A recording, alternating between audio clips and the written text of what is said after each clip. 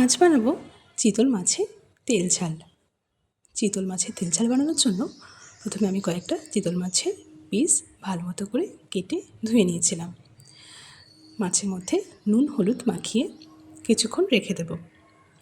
মশলার মধ্যে আমি নিয়েছিলাম এখানে কয়েক টুকরো আদা, রসুন আর কাঁচা লঙ্কা আর পেঁয়াজ কুচিয়ে নিয়েছিলাম।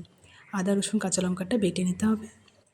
তারপর মাছের মধ্যে আদা রসুন কাঁচা লঙ্কার পেস্টটা মাখিয়ে নেব। মাখিয়ে কিছুক্ষণ রেখে কড়াইতে সর্ষের তেল দিয়ে মাছগুলো একে একে একটু লাল লাল করে ভেজে নেব। মাছ ভাজা হয়ে গেলে সে একই তেলে আমি একটু গরম মশলা ফোড়ন দিয়ে পেঁয়াজটা ভেজে নেব। পেঁয়াজ ভাজা হয়ে গেলে তেলের মধ্যে দিয়ে নেব আমি আদা রসুন কাঁচা লঙ্কার পেস্টটা। কিছুক্ষণ কষে পরিমাণ মতো লবণ, হলুদ,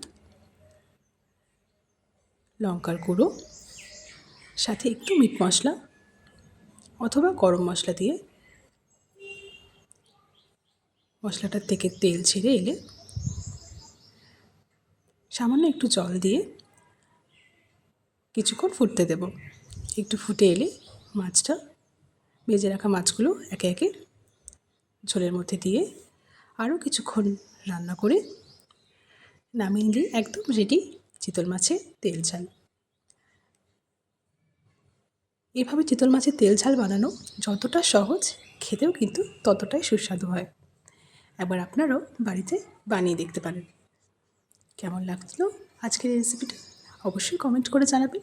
ভালো লাগলে লাইক, শেয়ার অ্যান্ড সাবস্ক্রাইব করে দেবেন। আজকের মতো এখানেই শেষ করছি আজকের রেসিপি। অন্য একদিন দেখা হবে অন্য একটা রেসিপি নিয়ে। তো ততক্ষণের জন্য সবাই খুব ভালো থাকবেন, সুস্থ থাকবেন আর সাবধানে থাকবেন।